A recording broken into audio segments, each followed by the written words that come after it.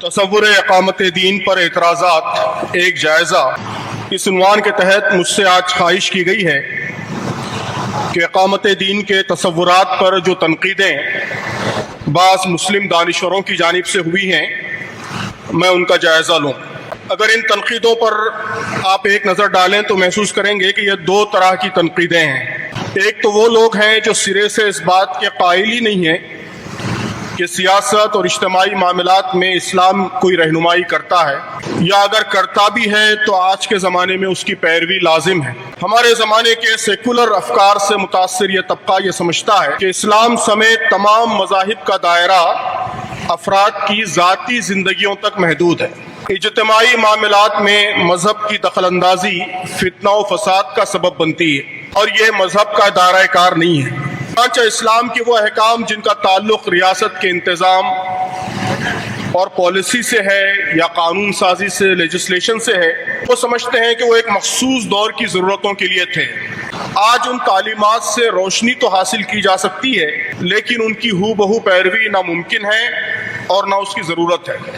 آج کی گفتگو میں ہم اس اعتراض کو زیر بحث نہیں لائیں گے، یہ اعتراض علیحدہ سے تفصیلی تجزیہ چاہتا ہے۔ آج ہمارے پیش نظر مسلمان اہل علم کا وہ طبقہ ہے جو اسلام کی جامعیت اور اجتماعی زندگی سے متعلق اسلام کی تعلیمات کو تسلیم کرتا ہے۔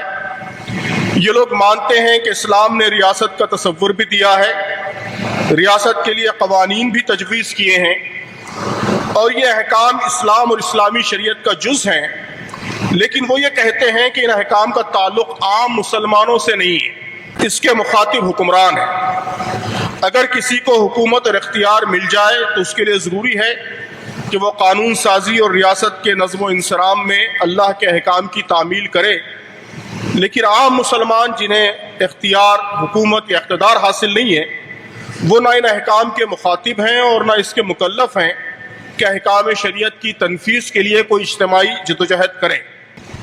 آج کے اجلاس کے داعیوں نے مجھ سے سنوپسس میں خاص طور پر مولانا وحید الدین خان اور جناب جاوید غامدی کے اعتراضات کا جائزہ لینے کے لیے کہا ہے۔ ان دونوں حضرات کے نقطہ نظر کا خلاصہ میری سمجھ کے مطابق یہی ہے۔ اس سے پہلے کہ ہم اس نقطہ نظر کا جائزہ لیں، اس بات کی ضرورت محسوس ہوتی ہے کہ اختصار کے ساتھ ایک نظر ہم اس بات پر بھی ڈالیں کہ اقامت دین کے بارے میں تحریک اسلامی اور مولانا مودودی کے افکار کیا ہیں۔ جماعت اسلامی ہند کے دستور کی دفعہ 4 میں اقامت دین کی تشریح اس طرح کی گئی ہے کہ اقامت دین میں لفظ دین سے مراد وہ دین حق ہے جسے اللہ رب العالمین اپنے تمام انبیاء کے ذریعے مختلف زمانوں اور مختلف ملکوں میں بھیجتا رہا ہے اور جسے آخری اور مکمل صورت میں تمام انسانوں کے لیے اپنے آخری نبی حضرت محمد صلی اللہ علیہ وسلم کے ذریعے نازل فرمایا، اور جب دنیا میں ایک ہی مستند، محفوظ اور عند اللہ مقبول دین ہے اور جس کا نام اسلام ہے۔ یہ دین انسان کے ظاہر و باطن اور اس کی زندگی کے تمام انفرادی اور اجتماعی گوشوں کو محیط ہے۔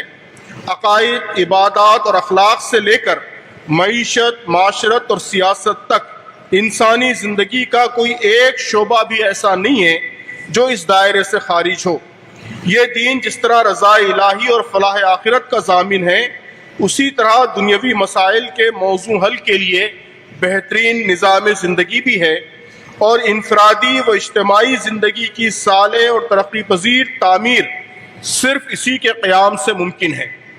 اس دین کی اقامت کا مطلب یہ ہے کہ کسی تفریق و تقسیم کے بغیر اس پورے دین کی مخلصانہ پیروی کی جائے اور ہر طرف سے یکسو ہو کر کی جائے، اور انسانی زندگی کے انفرادی و اجتماعی تمام گوشوں میں اسے اس طرح جاری و نافذ کیا جائے کہ فرد کا ارتقاء، معاشرے کی تعمیر اور ریاست کی تشکیل سب کچھ اسی دین کے مطابق ہو۔ اس موقع پر دستور جماعت کی دفعہ 5 کا حوالہ بھی مناسب ہوگا جس میں طریقہ کار بیان کیا گیا ہے۔ جماعت اپنے تمام کاموں میں اخلاقی حدود کی پابند ہوگی اور کبھی ایسے ذرائع یا طریقے استعمال نہ کرے گی جو صداقت و دیانت کے خلاف ہوں یا جن سے فرقہ وارانہ منافرت، طبقاتی کشمکش اور فساد فی الارض رونما ہو۔ جماعت اپنے نصب العین کے حصول کے لیے تعمیری اور پرامن طریقے اختیار کرے گی۔ یعنی وہ تبلیغ و تلقین اور اشاعت افکار کے ذریعے ذہنوں اور سیرتوں کی اصلاح کرے گی اور اس طرح ملک کی اجتماعی زندگی میں مطلوبہ صالح انقلاب لانے کے لیے رائے عامہ کی تربیت کرے گی۔ ان دفعات میں خاص طور پر درج ذیل باتیں قابل توجہ ہیں۔ پہلی بات تو یہ کہ اقامت دین کا مطلب صرف ریاست کی سطح پر اسلامی احکام کا نفاذ نہیں ہے، بلکہ پوری زندگی میں اسلام کی پیروی ہے۔ اس میں ریاست بھی شامل ہے اور اس کے ساتھ افراد کا اللہ سے تعلق، ان کے جذبات و داعیات، ان کی عبادات، ان کے اخلاق اور سماج سے متعلق تمام امور و معاملات بھی اس میں شامل ہیں۔ دوسری بات یہ ہے کہ دین کا قیام یا زندگی کے تمام گوشوں میں اسے جاری و نافذ کرنے کا کام زور زبردستی کے ذریعے انجام نہیں پائے گا، بلکہ لوگوں کی ذہن سازی یا رائے عامہ کی تربیت کے ذریعے انجام پائے گا۔ میں نے یہاں پر اپنے مقالے میں مولانا مودودی کے کئی اقتباسات نقل کیے ہیں، جن میں مولانا نے یہی کہا ہے کہ ایک تو یہ کہ دین کا مطلب، اقامت دین کا مطلب تمام شعبوں میں دین کا نفاذ ہے، صرف ریاست یا سیاست کا شعبہ مراد نہیں ہے، اور دوسرے یہ کہ یہ کام پرامن طریقے سے رائے عامہ کی تربیت کے ذریعے انجام پائے گا۔ بلکہ مولانا کے ان اقتباسات میں اس طرح کے جملے بھی ہیں کہ میرا مشورہ ہمیشہ یہی رہا ہے کہ خواہ آپ کو بھوکا رہنا پڑے، گولیاں کھانی پڑے، مگر صبر کے ساتھ، تحمل کے ساتھ، کھلم کھلا علانیہ طور پر اپنی تحریک کو قانون، ضابطے اور اخلاقی حدود کے اندر چلاتے رہیے۔ یہ اقتباسات ہم نے اس لیے نقل کیے تاکہ بحث کو آگے بڑھانے سے پہلے یہ واضح رہے کہ تحریک اسلامی اور مولانا مودودی کے نزدیک اقامت دین کا مطلب اور اس منزل تک پہنچنے کا راستہ کیا ہے۔ اقامت دین صرف حکومت کی تشکیل یا تبدیلی کا نام نہیں ہے، یہ افراد اور سماج کی ہماگیر اصلاح کا نام ہے۔ اس ہدف کے حصول کے لیے صرف ریاست کے نظام کی تبدیلی پر زور نہیں ہوگا، بلکہ اسلام کی دعوت لوگوں کے سامنے پیش کی جائے گی، لوگ اس کے قائل ہوں گے، ان کے ذہن، اخلاق اور رویے اس دین سے ہم آہنگ ہوں گے، تو اس کے نتیجے میں مثالی اسلامی معاشرے کے قیام کی راہ ہموار ہوگی، اور رائے عامہ کی خواہش اور طلب پر ریاست بھی اسلامی رنگ اختیار کر لے گی۔ اقامت دین کا ہدف جب بھی حاصل ہوگا، دعوت دین اور پرامن طریقے سے رائے عامہ کی تربیت کا نتیجہ ہوگا۔ اب ان باتوں کو سامنے رکھ کر آپ اعتراضات پر آئیے۔ سب سے پہلے تعبیر کی غلطی کے اعتراضات۔ تعبیر کی غلطی آپ جانتے ہیں، مولانا وحید الدین خان صاحب کی کتاب ہے، اور اس میں تصور اقامت دین پر جو اعتراضات کیے گئے ہیں ان کا خلاصہ میرے خیال میں 3 نکات میں نے نوٹ کیے ہیں اس کے خلاصے کے طور پر۔ ایک تو یہ کہ سورہ شورا کی آیت ان اقیموا الدین ولا تتفرقوا فیہ شرع لکم من الدین، آپ کو آیت معلوم ہے، سورہ شورا کی 13ویں آیت، جس سے اقامت دین کی اصطلاح لی گئی ہے۔ تو اس آیت میں دین کا مطلب دین کا وہ حصہ ہے جو تمام انبیاء کی دعوت میں مشترک ہے۔ وہ کہتے ہیں کہ چونکہ اس میں نوح، ابراہیم، ان سب انبیاء کا ذکر ہے، تو اس لیے یہاں جو دین مراد ہے وہ دین کا وہ حصہ ہے جو تمام انبیاء کی دعوت میں مشترک ہے، اور یہ حصہ صرف توحید، رسالت اور آخرت یعنی اسلام کے بنیادی عقائد تک محدود ہے۔ اس لیے یہاں اسلام کے بنیادی عقائد کی دعوت اور ان کے قیام کا حکم ہے، پورے دین یا پوری شریعت کے قیام کا حکم نہیں ہے۔ اور سورہ صف کی آیت هو الذی ارسل رسولہ بالہدی ودین الحق لیظہرہ علی الدین کلہ ولو کرہ المشرکون، اس آیت سے بھی آپ سب واقف ہیں۔ اسی مضمون کی آیت سورہ توبہ میں اور اس سے مماثل آیت سورہ فتح میں بھی آئی ہے۔ اس میں اللہ تعالیٰ نے کوئی حکم یا کوئی ہدایت نہیں دی، بلکہ صرف خبر ہے، یعنی اس میں کوئی آرڈر نہیں ہے، کوئی کمانڈ نہیں ہے، کوئی امر نہیں ہے، بلکہ صرف خبر ہے کہ اللہ تعالیٰ نے اپنے ارادے کا اظہار کیا ہے کہ اللہ تعالیٰ اپنے دین کو اپنے نبی کے ذریعے غالب کرے گا۔ یہ اللہ تعالیٰ کے ارادے کا اظہار ہے، اس میں مومنین کے لیے کوئی حکم نہیں۔ یہ مولانا وحید الدین خان صاحب فرماتے ہیں۔ اور تیسری بات وہ یہ فرماتے ہیں کہ دین کا مقصد بندے اور خدا کے درمیان تعلق کو مضبوط کرنا ہے، یہی ایک مسلمان کا نصب العین ہے۔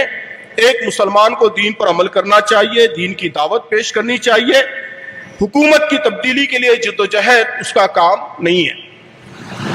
تحریک اسلامی کے کئی بزرگوں نے ان اعتراضات کا بہت تفصیل سے جائزہ لیا ہے۔ مولانا وحید الدین خان یہ تو تسلیم کرتے ہیں کہ دین کا تعلق زندگی کے تمام معاملات سے ہے اور ہر شعبے میں دین کی رہنمائی بھی موجود ہے، لیکن ان کا اصرار یہ ہے کہ سورہ شورا کی اس آیت میں جس میں دین کو قائم کرنے کا حکم دیا گیا ہے، دین کا مطلب صرف ایمانیات ہے، اور وہ یہ بھی کہتے ہیں کہ ابھی تک مفسرین نے اس کے معنی یہی لیے ہیں، اور مولانا مودودی اور تحریک کے لوگ جو معنی لیتے ہیں وہ عام مفسرین کی رائے سے ہٹ کر ہے۔ ہمارے خیال میں یہ بات صحیح نہیں ہے۔ جن مفسرین نے ایمانیات اور بنیادی باتوں کا ذکر کیا ہے، انہوں نے اس کے ساتھ ساتھ کہا ہے کہ طاعت اللہ فی اوامرہ و نواہی، کہ اللہ کی اطاعت اس کے اوامر میں اور اس کے نواہی میں۔ اب جب اللہ کی اطاعت اوامر اور نواہی میں یہ بات کہتے ہیں آپ، تو اس میں پورا دین آ جاتا ہے، اس میں دین کے تمام احکام آ جاتے ہیں۔ مولانا رضی الاسلام ندوی کا ایک چھوٹا سا کتابچہ ہے اقامت دین اور نفاذ شریعت، اس میں انہوں نے کئی مفسرین کے اقتباسات نقل کیے ہیں جن سے معلوم ہوتا ہے کہ یہ بات صحیح نہیں ہے کہ مفسرین یہاں دین کے معنی کو صرف عقائد و ایمانیات تک محدود رکھتے ہیں۔ اس آیت میں والذی اوحینا الیک کا فقرہ بھی شامل ہے، جس میں خود بخود وہ سارے احکام اسپیسیفکلی آ جاتے ہیں جو نبی کریم صلی اللہ علیہ وسلم پر نازل ہوئے ہیں۔ واقعہ یہ ہے کہ انبیاء اکرام کی شریعت صرف عقائد اور ایمانیات ہی کے معاملے میں مشترک نہیں ہے، ان کی دعوت کی روح اور اس کی اسپرٹ ایک ہی ہے، ان کی شریعتوں کی بنیادی باتیں بھی ایک ہی ہیں۔ اگر شرائع میں کچھ اختلاف ہے تو وہ جزوی اور فروعی باتوں میں ہے، اور اس آیت میں اللہ تعالیٰ نے جو حکم دیا ہے اس کا مطلب یہی ہوگا کہ ہر نبی کی امت اس بات کی مکلف تھی کہ جو شریعت اس نبی پر نازل ہوئی ہے، ایک تو شریعت کا دین کا بڑا حصہ جو کامن ہے اس پہ عمل کرے، اور ہر نبی کی امت اس نبی کی جو مخصوص شریعت ہے اس پر عمل کی مکلف ہے، اس پر عمل کی پابند ہے۔ نبی کریم صلی اللہ علیہ وسلم کی امت نبی کریم صلی اللہ علیہ وسلم کی شریعت پر عمل کی مکلف ہے، اس کی پابند ہے۔ یہی بات اس آیت سے سمجھ میں آتی ہے، اور یہی عام طور پر اس کی تفسیر بھی کی گئی ہے۔ دین کو اور قیام دین کو کے حکم کو صرف عقائد اور ایمانیات تک محدود کر دینے کے لیے اضافی دلیل چاہیے۔ یہ کہنا کہ مومن کا نصب العین رضا الہی ہے اور قیام دین کی جدوجہد دین کا تقاضا تو ہو سکتا ہے، نصب العین نہیں ہو سکتا۔ تعبیر کی غلطی میں ایک بڑی بحث یہی ہے کہ یہ نصب العین نہیں ہے، نصب العین تو اللہ کی رضا ہے، یہ دین کا تقاضا ہو سکتا ہے اقامت دین، یہ نصب العین نہیں ہو سکتا۔ ہمارے خیال میں یہ محض الفاظ کی ہیرا پھیری ہے۔ جماعت کے نصب العین کی جو عبارت ہم نے نقل کی ہے اس میں رضا الہی اور فلاح آخرت کے حصول کو حقیقی محرک کہا گیا ہے، اور اس غرض کے لیے اجتماعی طور پر جس ہدف کی خاطر جدوجہد مطلوب ہے اسے نصب العین کہا گیا ہے۔ مطلب یہ ہے کہ اصل محرک اور حتمی ہدف تو رضا الہی ہی ہے، لیکن اللہ کی رضا کا حصول خاص قسم کی جدوجہد پر منحصر ہے۔ اس جدوجہد کا نشانہ اور ہدف اقامت دین ہونا چاہیے۔ یہ بات بھی صرف دستور جماعت تک محدود نہیں ہے، مولانا مودودی اور جماعت کے پورے لٹریچر میں اسی کی تکرار ہے۔ اب اگر آپ رضا الہی کے حصول کو نصب العین قرار دے دیں اور اقامت دین کو اس کی ضرورت کہہ دیں یا تقاضا کہہ دیں، تو الفاظ کی اس تبدیلی سے کوئی عملی فرق واقع نہیں ہوگا۔ اقامت دین اس صورت میں بھی ایک فریضے کے طور پر باقی رہے گا۔ اب مولانا وحید الدین خان صاحب کے اور اعتراضات جاوید غامدی صاحب کے خیالات کا جائزہ لیتے ہوئے زیر بحث آ جائیں گے۔ جاوید غامدی صاحب کے اعتراضات۔ جناب جاوید احمد غامدی نے اس تصور پر تفصیل سے تنقید اپنے مضمون تعویل کی غلطی میں کی ہے جو ان کی کتاب برہان میں شامل ہے۔ اس کے علاوہ میزان میں، مقامات میں اور اپنے کئی ویڈیوز میں بھی اس مسئلے پر اظہار خیال فرمایا ہے۔ اپنی تفسیر البیان میں بھی بعض اشارے اس سلسلے میں کیے ہیں۔ ان کی باتوں کا خلاصہ یہ ہے: ایک، اقامت اسی آیت میں، سورہ شورا کی آیت میں اقامت دین میں اقامت کا مطلب قائم کرنا یا نافذ کرنا نہیں ہے، بلکہ پیروی کرنا اور قائم رکھنا ہے۔ ابھی اپنے ویڈیو میں بھی انہوں نے یہ بات کہی ہے۔ سورہ شورا کی آیت میں صرف دین کی پیروی کا حکم ہے، اور سورہ صف، سورہ فتح کی آیتوں کے بارے میں وہ کہتے ہیں کہ غلبہ دین کا تعلق رسول اللہ صلی اللہ علیہ وسلم سے تھا۔ اللہ کی سنت ہے کہ جب رسول مبعوث ہوتا ہے تو دین غالب ہو کر رہتا ہے۔ یہ سنت رسول اللہ صلی اللہ علیہ وسلم کے ذریعے پوری ہوئی، اور اللہ تعالیٰ نے ان آیتوں میں اپنی سنت کا ذکر کیا ہے۔ عام مسلمان ان آیتوں کے مخاطب نہیں ہیں۔ اور تیسری بات یہ ہے کہ دین کے سیاسی اور اجتماعی احکام کے مخاطب حکمران ہیں، وہی اس کے مکلف ہیں۔ عام مسلمانوں کا دائرہ کام صرف اپنے دائرے میں دین پر عمل اور دین کی دعوت ہے۔ جاوید غامدی صاحب نے عربی شاعری وغیرہ کے حوالوں سے تفصیلی بحث یہ ثابت کرنے کے لیے کی ہے کہ اقیمو کے معنی قائم کرنا نہیں بلکہ قائم رکھنا ہے۔ ہمارا خیال یہ ہے کہ اقامت کا ترجمہ قائم کرنا کیا جائے یا قائم رکھنا کیا جائے، اس سے اصل بحث پر کوئی اثر نہیں پڑتا۔ مولانا مودودی نے ترجمہ قائم کرنا کیا ہے، لیکن تفہیم القرآن میں قائم رکھنا اس ترجمے کی گنجائش کو بھی تسلیم کیا ہے۔ دین قائم کرنا یا دین پر قائم رہنا دونوں کا مطلب یہی ہے کہ زندگی کے تمام شعبوں میں دین کی پیروی کی جائے۔ اس بات کو جاوید غامدی صاحب بھی تسلیم کرتے ہیں کہ انہوں نے دین پر قائم رہنے کے معنوں میں قانون و شریعت، جہاد، قتال وغیرہ سارے احکام انہوں نے شامل کیے ہیں، لیکن ان کا کہنا یہ ہے کہ اقیمو کا مطلب صرف دین کے اس حصے پر عمل تک محدود ہے جس کا تعلق ہماری ذات سے ہے۔ جن امور کا تعلق ہم سے نہیں ہے ان پر دوسروں کے ذریعے عمل کرانا یا انہیں نافذ کرنے کی جدوجہد کرنا یہ اقیمو کے معنوں میں شامل نہیں ہے۔ یہ نقطہ نظر مفسرین کے بیان کیے ہوئے مطالب سے مختلف ہے۔ مولانا گوہر رحمان اور مولانا رضی الاسلام نے اپنی تحریروں میں مفسرین اکرام کے تفصیلی حوالے دیے ہیں، میرے مقالے میں اس کے حوالے موجود ہیں، جن کے نزدیک اقیمو کے معنوں میں دوسروں پر دین کا نفاذ بھی شامل ہے۔ لیکن اگر جاوید صاحب کی یہ بات مان لی جائے کہ اقیمو کے لغوی معنی صرف خود دین پر عمل کرنا ہے، تو سوال یہ پیدا ہوتا ہے کہ خود دین کا کیا مطلب ہے؟ کیا دین کے دائرے میں امر بالمعروف و نہی عن المنکر، دعوت، جہاد، اللہ کے دین کی نصرت، شہادت علی الناس وغیرہ جیسے امور نہیں آتے جن کے قرآن میں بتکرار تاکید کی گئی ہے؟ جب یہ سب احکام دین ہیں اور دین کا جز ہیں، اور غامدی صاحب تسلیم کرتے ہیں کہ دین کا جز ہیں، نصرت دین پر انہوں نے جو کچھ کلام کیا ہے اس سے معلوم ہوتا ہے کہ اسے تسلیم کرتے ہیں، تو اقیمو کے دونوں معنوں میں جو معنی بھی لیے جائیں، اقامت دین کے اندر یہ سب کام خود بخود شامل ہو جاتے ہیں۔ یعنی اگر اقیمو کا مطلب صرف یہ ہے کہ دین کے جو مطالبات میری ذات سے متعلق ہیں ان کی تکمیل کی جائے، تب بھی دوسروں تک اللہ کے دین کی دعوت پہنچانا، جہاد، نصرت دین، امر بالمعروف وغیرہ کے احکام میری ذات سے متعلق ہی ہیں، اس لیے ان کی تعمیل یہ اقامت دین کا تقاضا ہی ہے۔ واقعہ یہ ہے کہ اقامت دین کا حکم کسی ایک آیت تک محدود نہیں ہے، قرآن کی پوری اسکیم میں اسے مرکزی ذمہ داری کی حیثیت حاصل ہے۔ قرآن نے اس کام کو کئی اصطلاحوں میں بیان کیا ہے: اظہار دین، قیام قسط، قیام عدل، شہادت علی الناس، امر بالمعروف و نہی عن المنکر، دعوت دین، ان سب میں اقامت دین کا مفہوم پوشیدہ ہے۔ ان سب احکام کا تقاضا یہی ہے کہ دین پر عمل کرنے کے ساتھ ساتھ باقی انسانیت کو دین کی طرف بلانے، دین پر انہیں مطمئن کرنے اور معاشرے میں اللہ کے احکام کی ترویج اور اس کی تنفیذ کی ممکنہ کوشش، جس حد تک ہمارے لیے ممکن ہے اسی کے ہم مکلف ہیں، ممکنہ کوشش کی جائے۔ مولانا مودودی اور اسلامی تحریکیں انہی باتوں کو اقامت دین کہتی ہیں۔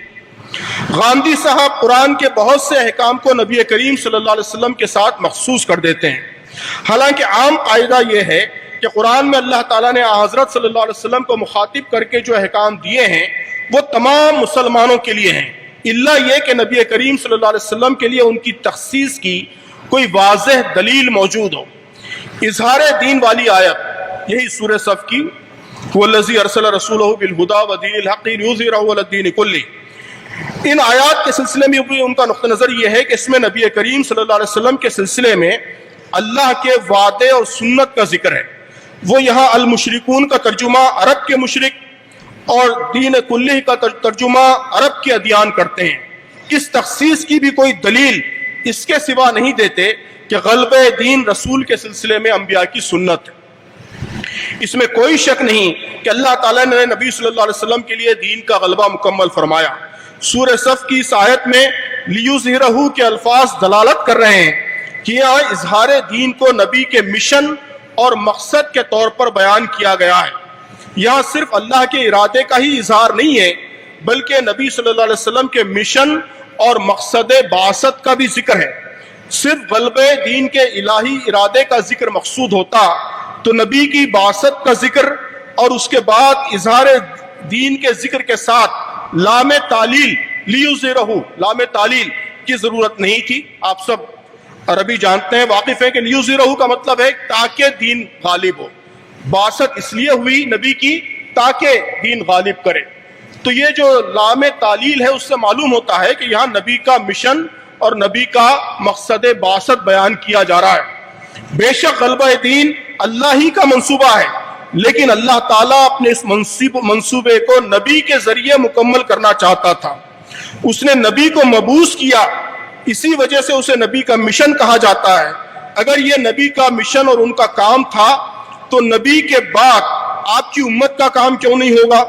غامدی صاحب غلبہ دین کی سنت الہی کا تذکرہ اس طرح کرتے ہیں گویا اللہ تعالیٰ اس سنت کی تکمیل اپنے تکوینی امر کے ذریعے کرتا ہے۔ اگر اللہ تعالیٰ کا مقصود یہ ہوتا کہ کن کہہ دے اور غلبہ ہو جائے تو نبی کو بھیجنے کی کوئی ضرورت نہیں تھی۔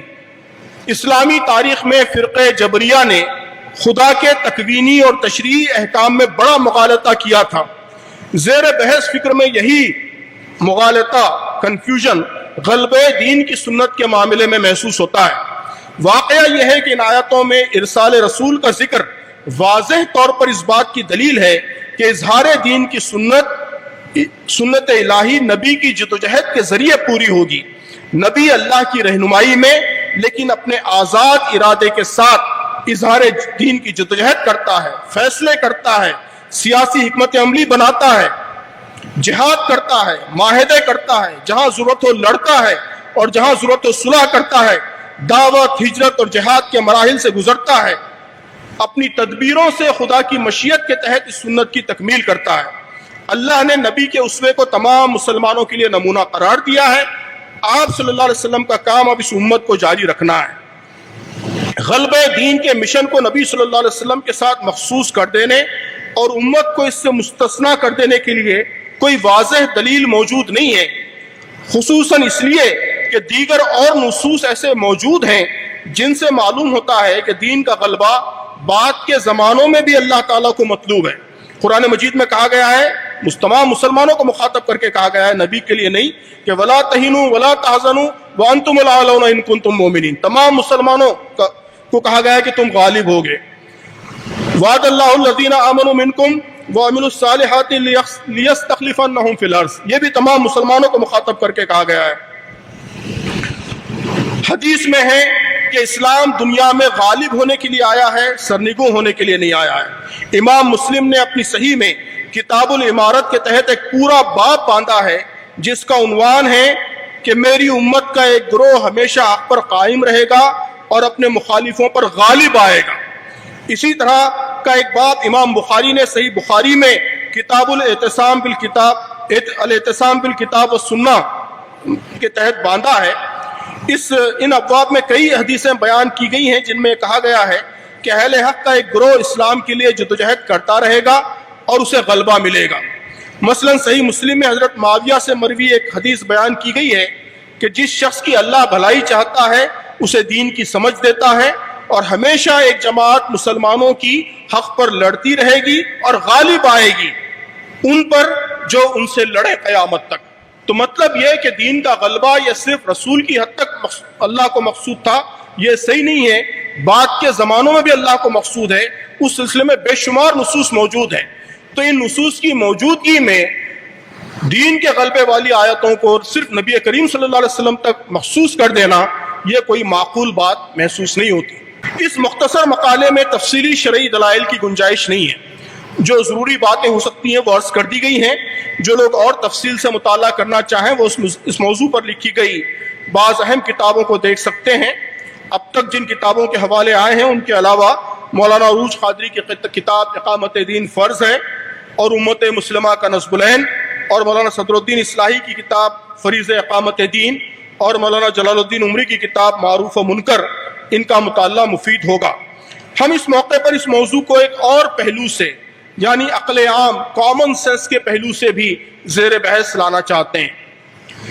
پہلی بات، دونوں معترض بزرگ یہ بات مانتے ہیں کہ اسلام نے اجتماعی امور سے متعلق تفصیلی ہدایات دی ہیں اور ان ہدایات کی تعمیل آج کے دور میں بھی ضروری ہے، اور یہی انسان کی فلاح اور کامیابی کا خدائی نسخہ ہے۔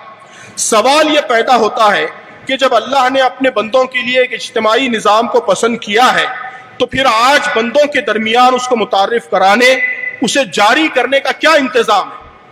ایک زمانے میں نفاذ کا یہ کام، تنفیذ کا یہ کام اللہ نے اپنے رسولوں سے لیا تھا۔ اب اگر آج عام مسلمان اس کے نفاذ کی جدوجہد کے مکلف نہیں ہیں تو پھر یہ کام کس کے ذمے ہے؟ یہ بات تو عقل عام کے خلاف ہے کہ خدا نے انسانوں کے لیے ایک مکمل نظام زندگی نازل کیا، بڑی وضاحت کے ساتھ اس کی تفصیلات بتائیں، انہیں محفوظ رکھنے کا انتظام کیا، ایک زمانے میں اپنے رسول کے ذریعے اس کی تبلیغ و اشاعت اور اس کی تنفیذ کا بھی انتظام کیا، لیکن بعد کی ادوار میں انہیں انسانوں کے درمیان مقبول کرنے اور ان کے معاشروں میں جاری و ساری کرنے کا کوئی انتظام ہی نہیں کیا۔ یہ بات تو کم از کم آج کے دور میں کوئی معقول اور پڑھا لکھا آدمی نہیں کہہ سکتا کہ کوئی اجتماعی نظام زندگی صرف اس کے تعارف اور پیشکش کے ذریعے خود بخود نافذ ہو سکتا ہے۔ اگر کوئی اس انتہائی سادہ لوح مفروضے میں یقین رکھتا ہے تو آج کا سارا علم سیاسیات اور علم سماجیات اس کی تردید و تقلید کے لیے موجود ہے۔ ہر نظریہ اور نظام اپنے نفاذ کے لیے انسانی جدوجہد چاہتا ہے، اور ایسی جدوجہد چاہتا ہے جو اجتماعی ہو اور مطلوب نظام زندگی کو ہدف بنا کر کی جائے۔ اگر صرف نظریہ اور اصولوں کی موجودگی کافی ہوتی تو قرآن کا نزول کافی تھا، رسول کی کوئی ضرورت نہیں تھی۔ انفرادی زندگی سے متعلق اسلامی احکام بھی انسانوں کی فلاح کے لیے ہیں، اور یہی معاملہ اجتماعی زندگی سے متعلق احکام کا بھی ہے۔ جس طرح شرک اور جھوٹ ایک فرد کے لیے نقصان دہ ہے، اسی طرح سود اور قوم پرستی اور انسانوں کی غیر مشروط خود مختاری یہ بھی انسانی معاشروں کے لیے نقصان دہ ہے۔ اللہ تعالیٰ کو اگر اپنے بندوں کی فوز و فلاح مقصود ہے، اور صرف افراد کی نہیں بلکہ معاشروں کی اجتماعی فلاح بھی مقصود ہے، تو یہ ممکن نہیں ہے کہ وہ اپنے نازل کردہ ان اصولوں کی تنفیذ کا کوئی انتظام ہی نہ کرے جو انسانوں کے لیے نہایت ضروری ہے۔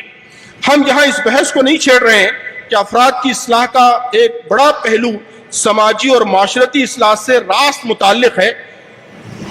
اللہ تعالیٰ اپنے دین کی ترویج و تنفیذ کا کام انسانوں سے ہی لیتا ہے، اسی لیے قرآن میں اللہ نے اپنے بندوں سے دین کی نصرت کا مطالبہ کیا ہے۔ یا ایھا الذین آمنوا ان تنصروا اللہ ینصرکم ویثبت اقدامکم، اور یا ایھا الذین آمنوا کونوا انصار اللہ، اے لوگوں جو ایمان لائے ہو اللہ کے مددگار بنو، جس کا مطلب اس کے سوا اور کیا ہو سکتا ہے کہ دین کے معاملے میں منشاء الہی کی تکمیل کے لیے جدوجہد کی جائے۔ اگر منشاء الہی یہ ہے کہ دین زندگی کے تمام انفرادی و اجتماعی معاملوں میں انسانوں کا رہنما بنے تو اس منشاء کی تکمیل کے لیے جدوجہد ہی دین کی نصرت قرار پائے گی۔ اسی جدوجہد کو اسلامی تحریکیں اقامت دین کہتی ہیں۔ انسانی معاشروں میں ہمیشہ ایسی قوتیں کار فرما رہی ہیں جو انسانی زندگی کی تنظیم گمراہ کن شیطانی اصولوں اور نظریات کی بنیاد پر کرنے کی کوشش کرتی رہتی ہیں۔ کیا یہ بات اللہ کی مشیت اور اس کی اسکیم کا حصہ ہو سکتی ہے کہ معاشرے میں کمیونزم کی منظم تحریک جاری و ساری رہے، انتہا پسندانہ سرمایہ داری کے قیام و نفاذ کی منظم جدوجہد ہوتی رہے، نسائیت پرست، ہم جنس پرست، فسطائی قوم پرست وغیرہ وغیرہ یہ سب منظم ہو کر اپنی اپنی اسکیموں کے نفاذ کے لیے سرگرم رہیں، لیکن خدا کا مکمل دین اور انسانی فوز و فلاح کا حقیقی ضامن نظریہ حیات صرف کتابوں میں بند رہے، یا ایسے حکمران کے انتظار میں راہ تکتا رہے جو ان احکام کی تنفیذ کو اپنی ذمہ داری سمجھے۔ یہ بات بالکل عقل عام کے خلاف ہے۔ اگر اللہ تعالیٰ انسانوں کے لیے کسی مخصوص نظریہ حیات کو پسند کرتا ہے تو اس کا تقاضا ہے کہ وہ اس کی تنفیذ کے لیے جدوجہد کی ذمہ داری کسی نہ کسی کے سپرد کرے۔ یہ فطری بات ہے کہ یہ ذمہ داری انہی کے سپرد کی جائے گی جو اس نظریے کے ماننے والے اور اس کے امین ہیں۔